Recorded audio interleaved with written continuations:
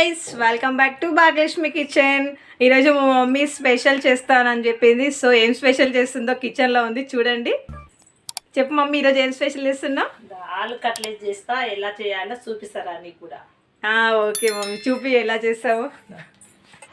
నేను ఆలు కట్లెట్స్ చేయడానికి నేను ఆలుగడ్డలను మూడు ఆలుగడ్డలు తీసుకొని ఈ విధంగా సగం అయ్యేటట్టు కట్ చేసి మనం కుక్కర్లో పెట్టి ఉడికించుకున్నాం. మెత్తగా 3 విజిల్ అయితే మెత్తగా ఉడికింది. నేను ఇప్పుడు ఈ కప్పుతో 2 కప్పులు అటుకులు తీసుకుంటున్నా. ఇవి మందం అటుకులు. దీంట్లో కూడా ఒకసారి పురుగు పడుతుంది. పురుగు లేకుండా మనం జల్లెడ పెట్టుకోవాలి. ఇవి 2 కప్పులు అటుకులు తీసుకుంటున్నా. ఇప్పుడు 2 కప్పులు అటుకులు తీసుకున్నాం కదా, ఇందులో వాటర్ పోయాలి. వాటర్ పోసి మనం కడిగి నీళ్ళు ఉంచుకోవాలి. డస్ట్ కూడా పోతుంది. నీళ్ళు పోసి మనం కడిగి ఈ విధంగా ఉంచేసుకోవాలి. ఇవి 10-15 నిమిషాలు అయితే నానుతాయి. మనము అటుకులను తడిపి పెట్టుకున్నాం కదా, ఈ విధంగా తడిపి పెట్టుకున్నాము. ఆలుగడ్డను కూడా మనం ఈ విధంగా చేయాలి. అవును మమ్మీ, ఆలుగడ్డలతోటి ఏం కర్రీ చేసినా, ఏం చేసినా, స్నాక్స్ ఏం చేసినా టేస్టీగా ఉంటాయి కదా మమ్మీ. ఆలుగడ్డలు ఏవైనా బాగానే ఉంటాయి. ఆలుగడ్డతో చేస్తే వంటలలో కానీ, కూరగాయలు కానీ, స్నాక్స్ అయినా సరే మంచిగా ఉంటాయి. ఆలుగడ్డ వేసి చేస్తే ఏవైనా బాగుంటాయి.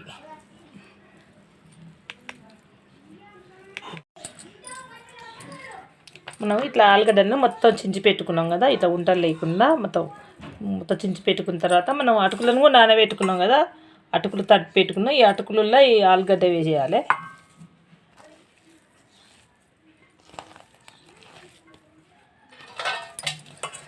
అటుకులు ఆలుగడ్డ మొత్తం కలిసే విధంగా మనం ఈ విధంగా మెత్తగా అయ్యేటట్టు మనం కలుపుకోవాలి. మనం ఈ విధంగా మొత్తం ఆలుగడ్డ ఇవి అటుకులు కలిపి పెట్టుకున్నాము. ఇందులో ఏం చేయాలి, మనం 2-3 పచ్చిమిరపకాయలు చిన్నగా కట్ చేసి వేసుకోవాలి. ఒక ఉల్లిగడ్డ కూడా సన్నగా కట్ చేసి ఉల్లిగడ్డ కూడా వేయాలి. కరివేపాకును సన్నగా కట్ చేసి వేసుకుంటున్నా. కొత్తిమీర ఉంటే కూడా కొత్తిమీర కూడా వేసుకోవచ్చు.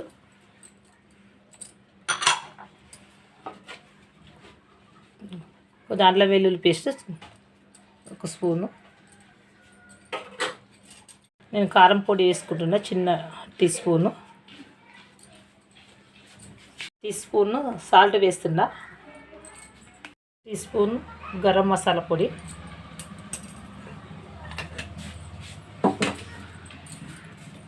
మనం ఇవన్నీ వేసినాం కదా, అన్నీ మనం కలిసే విధంగా అన్నీ మంచిగా కలుపుకోవాలి.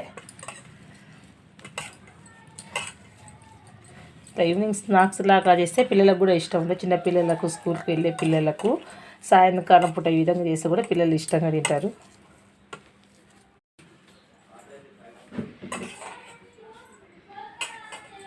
ఈ వీడియో చూసిన వాళ్ళు తప్పకుండా లైక్ చేయండి. ఈ విధంగా మొత్తం పిసుకాలి. మనము ఆలుగడ్డ మొత్తము మెత్తగా అయ్యేటట్టు పిసికి మనం ఈ విధంగా చేసుకోవాలి.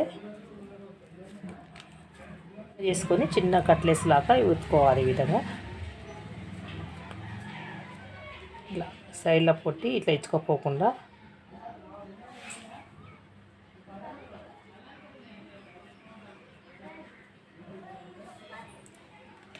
ఇట్లా అన్నీ చేసి పెట్టుకోవాలి.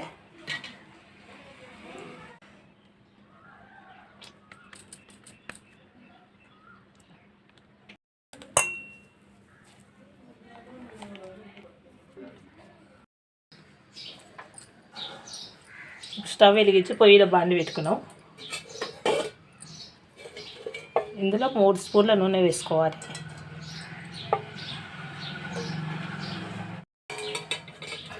కొంచెం నూనె వేడి కావాలి.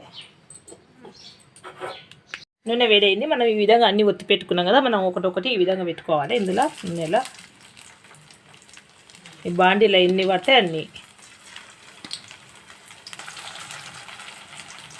నేను 4 వేస్తున్నా.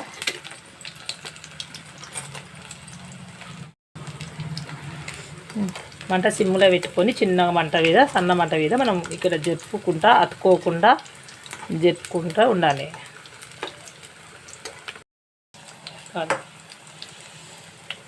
ఇట్లా కాలే వరకు, కింది సైడ్ కాలే వరకు మనం ఇట్లా జరుపుకుంటూ ఉండాలి.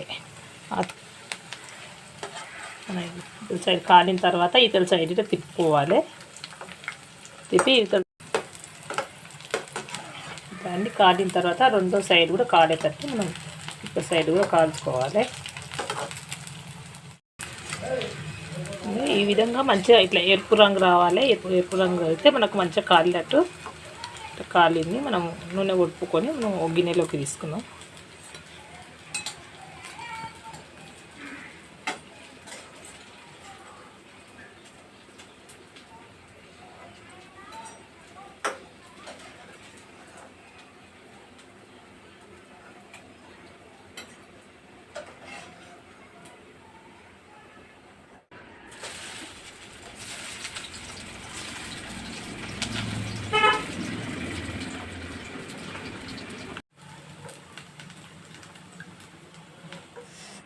ఆలు కట్లెట్స్ రెడీ అయింది. వావ్, ఆలు కట్లెట్స్ చూడండి ఎంత టెంప్టింగ్గా, ఎంత టేస్టీగా ఉంటాయో. చాలా బాగుంది ఇదైతే. ఈ ఆలు కట్లెట్స్ చూడగానే చాలా తినాలనిపించేలా ఉన్నాయి. చాలా టేస్టీగా ఉంటాయి కూడా. ఈ కట్లెట్స్ని చూడగానే ఎప్పుడెప్పుడు తినాలా అన్నట్లున్నాయి. చూడు ఎంత బాగున్నావో. మమ్మీ కట్లెట్స్ చూస్తుంటేనే తినాలనిపిస్తున్నాయి మమ్మీ. ఆలు కట్లెట్స్ రెడీ అయిపోయినాయి. ఈ వీడియో నచ్చినట్టయితే లైక్ చేయండి, షేర్ చేయండి, సబ్స్క్రైబ్ చేయండి. పక్కనే ఉన్న గంట సింబల్ నొక్కండి.